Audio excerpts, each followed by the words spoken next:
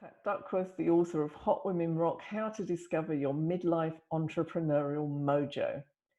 And I have a wonderful guest today. She's an award winning author and spiritual advisor, and she's the host of Now It's My Turn, where the 50-plus woman awakens her spark and enjoys her life on the Awake TV network. She works with people to help them roll back the clock on how they feel in mind, body, and spirit. I love that because I'm not saying age is just a number, because we do bring a lot of experience into our lives, but we don't want to feel like we're too old to do anything. And I know that my guest, Lana McAra, feels the same way. Hi, Lana, how are you doing? Hi, Pat. Thank you so much for having me today. It's a real pleasure. So we will get on to all the wonderful stuff that you're doing now, but let's start back at the beginning of your story. How did you start out when you left school or college? Was it your plan to become an entrepreneur, or how did it all start out for you? I come from an entrepreneurial family, but I never had any idea that I would ever be an entrepreneur myself. I just wanted to be a stay-at-home mom and raise my children. And my college major was in education. I thought that would help me, help my children, school my children, and so forth, which it did. But I never dreamed I would be in business. I would always have like a little side gig going on, I would be, I joined a couple of MLMs. I, did a couple things, and then I started writing books. And Oh, when I started writing books, that was like my side job. Then I started having a little income, from the books. It wasn't very much, but it was nice, to have a check every 6 months, a royalty check or whatever. But my big shift came after I had been married for 30 years. I left my marriage. And big all of a step. sudden, the big step, huge, like off a cliff, right? Because I had no job resume for 30 years. I did not have any kind of experience that I thought I could bring to the table to make a decent living, not the $9 a job, $9 an hour job at a little store somewhere. Um, I had a lot of experience in the writing world, but the thought of joining a publishing house with the pressure and the overload of work that happens and terrible pay, in that arena. So I Yeah. didn't really know what to do. So I had a little experience in internet marketing because of marketing my own books. And my books were very successful. I had, at that point, 20 titles, and my books had sold, at that point, about 600,000 copies. I was a hustler when it came to marketing. So I thought, well, you know what? I'm going to take that piece and I'm going to do something with it. So I started a little internet marketing company, and I started doing virtual assistant work in marketing. I also went and got a couple of side jobs, like, working in the vitamin shop a few hours a week, things like that. But it wasn't lighting me up. It was work. It was just money, a paycheck. And that was really it. I was good at what I did, but I didn't really love it. Mm. Yeah. And Yeah. so I tried a few things, trying to figure out what to do. Yeah. So what sort of books had you been writing? Was this fiction or non-fiction? Yes, I was writing fiction. I was writing historical fiction. And one of my books is the historical account of the Scopes Evolution trial, which changed education in America in 1925. And I wrote a historical novel, 400 pages, on the Scopes trial, and I won a national award for that work in 2001. So I was rising in my field, although I was still, had my 7 children. I had 7 children, had 7 children at home, and I was homeschooling them for most of the time. So my writing was what I did between 5 and 8 in the morning. Yeah, then Wow. go to school. That's prolific to do that much in that time. So ladies, no excuses. Now looking back at that, I think, what a workaholic. Oh my goodness, how come I did that? But the writing part for me was fun. Mm. And it was my outlet, for me. It was something I enjoyed rather than just meals and laundry and all that went, on with all those children. So Oh, yeah, so so what that was the next step? I interrupted you. What was the next step? the next step was that I met someone in a business conference who was a book broker bringing ghostwriters to clients. And it was one of those magic moments. We're standing by this giant flower arrangement in the lobby, waiting for a shuttle, and everybody was there to network. And so I'm like, well, what do you do? And she said, oh, I'm a book broker. I get ghostwriters for clients. And I went, bing. So changed my life. That was amazing. Well, I did a little work for her on and off for about 4 years. And then in 2015, all of a sudden, like a light bulb went off in my head as I was sitting at my desk one day and said, why don't I just go into ghostwriting full time? Why am I doing this work at my desk that I don't even like? And I just, when I went to the next networking event, I stood up in the meeting and I said, I'm a ghostwriter. Within 4 months, I had my first book contract, full book contract, and I went full time in 2016. I've been supporting myself with ghostwriting ever since. Now, that being said, I love that. I love the writing process. I love the creativity, and I'm not writing novels. Well, I did ghostwrite one novel, but I'm mostly doing business and wellness books, which both interest me, right? But that wasn't really what lit me up and what I'm doing now as my, my main focus. So it's been a process of transition, really.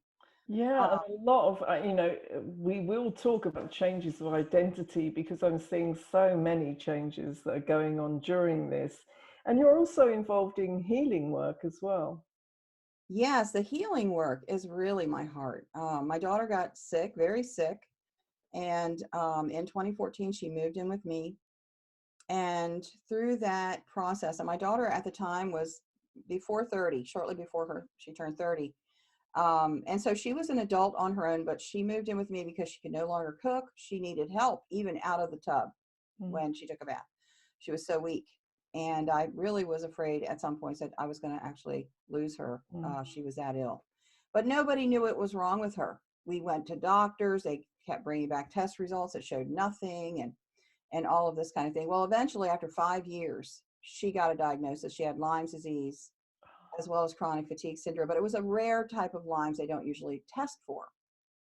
So that process of going through with her and me on my mission to find help. So we started looking at alternative healing. We looked at energy healing. We looked at a lot of different types and things, just testing. Will this help? Will that help? Going through that whole process with her. And eventually in 2017, I stumbled into this process that has become my primary method now. Now I've added to it and I've modified it and made it my own, but that process right there where I flew across the United States from the East Coast to the West Coast, stayed 5 days in a hotel and went to this 40-hour training. It was amazing. And I came back changed. And then I started working with my daughter. She changed. Then I sent her for the training.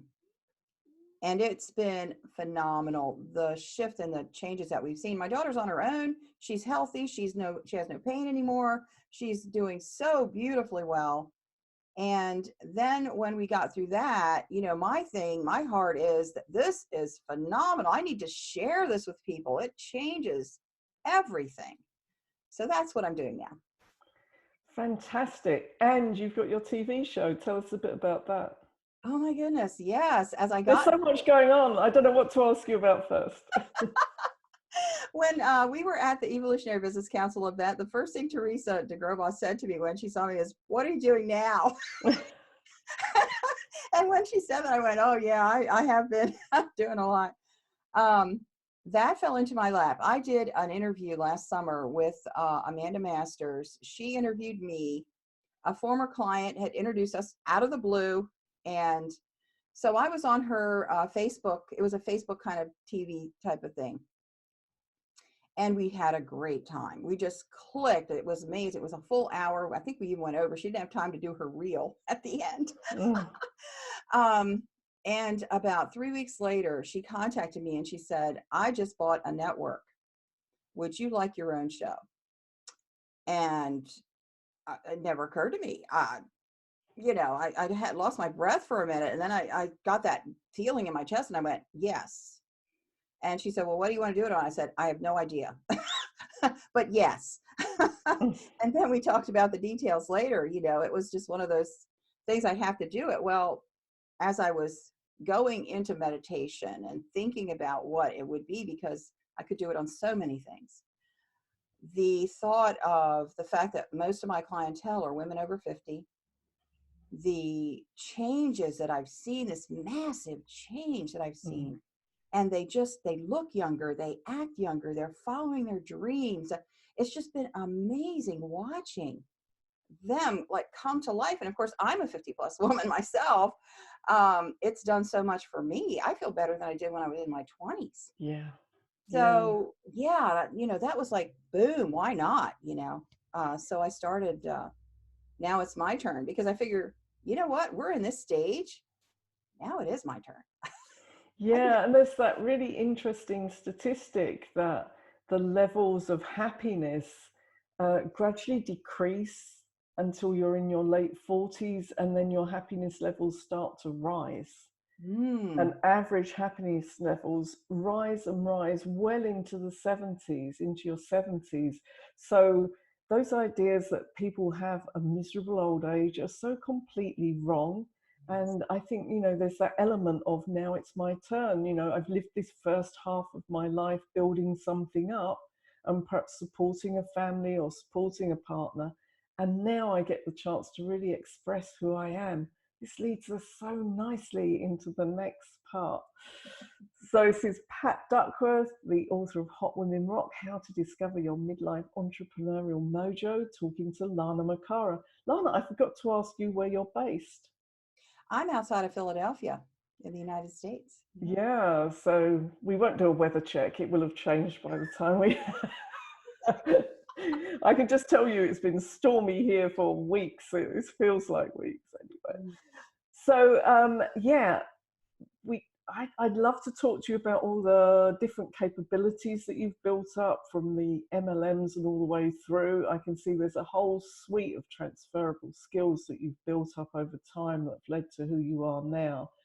But I'm also fascinated by these changes of identity, from being the stay-at-home mom that you decided to be, the home educator, the part-time author, into being the ghostwriter, into doing the healing work, into doing TV presenting. And some of these simultaneously, we don't just have the one identity, we'll have several, but they help to organize who we are. Tell me about some of those changes, because sometimes in changing from one identity to another, particularly at midlife, it can be quite disconcerting. You're leaving something behind and you're excited about the next thing. Tell me about some of those changes that you've made. Massive changes, Mm. massive changes. Yes, when I was in my marriage, I wouldn't even drive out of the city alone. I would be home most of the time, and then I would have someone drive me to the airport and get on a plane and fly, but I wouldn't do a long distance trip in a car alone. That was, my world was very small back then. But when I left my marriage, it was a huge disruption in my identity. And I was the mother of a large household. My children were all young adults by that time, but four of them were still living at home. They Mhm. were single, working jobs and living at home. So I had a big household, always busy, active. And my youngest ones were all men. And they're like in and out, changing clothes, going to the gym, all this stuff was happening. And friends. You can imagine all the pizzas, around the kitchen on the weekends. So, yeah, I went from that to living in a ramshackle little mobile home in the woods by myself alone. Oh. That disruption shifted me because I had to get down to it. Who am I now? Mm. I'm no longer a mother. I'm no longer a wife. I'm no longer in the structure of the community that I was in at the time. Who am I really? Yeah. And I think this is a question we all get to at some point when, when we get into that empty nest place and however it happens. And and things happen, life changes. And the second thing is, what do I want? What do I want my life to be like right now? And answering those two questions led me on a path, through all these different things I tried and all of that. But I always had a heart to help people. I always loved helping people. And that was something that has gone through my entire life since I was a child. And so that piece was the real me. And coming into that, now that meant shedding, oh my goodness, so many layers.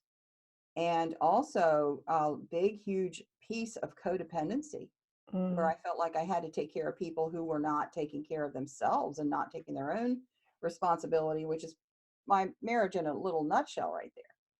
So yeah, it was a major shift in identity. How do I see myself? And instead of this little, this little wifey, mothery person, I'm now a business owner. I'm a professional. I'm a practitioner. I have a practice.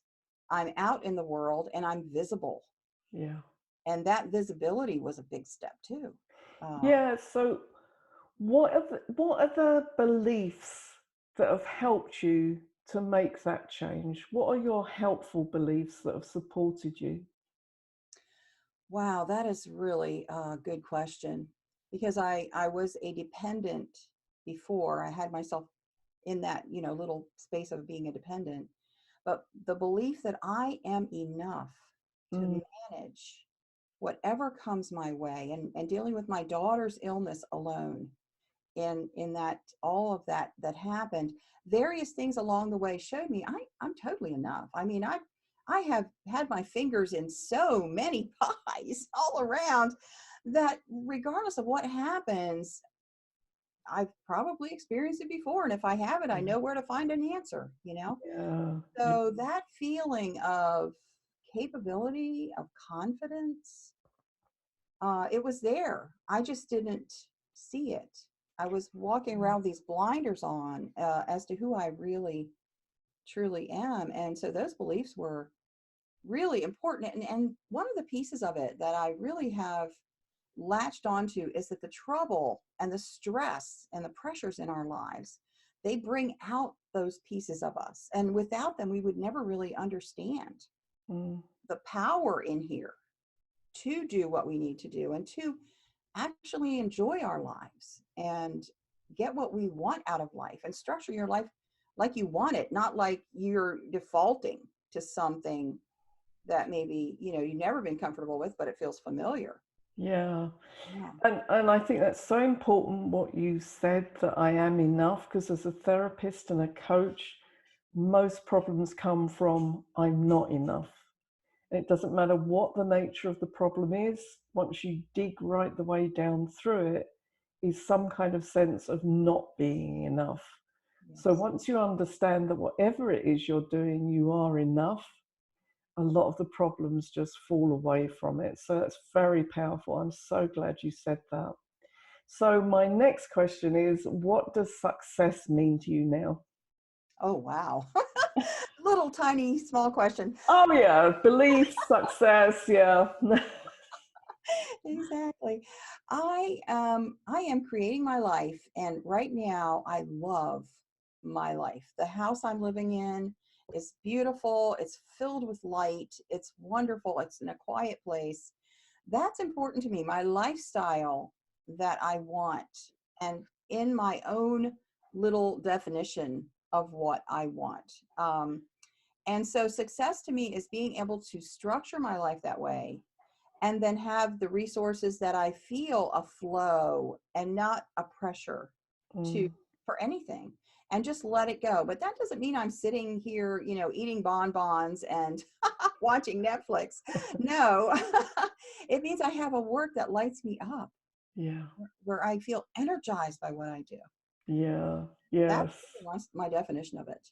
So important. So if you had any top tips for new entrepreneurs, what would you say?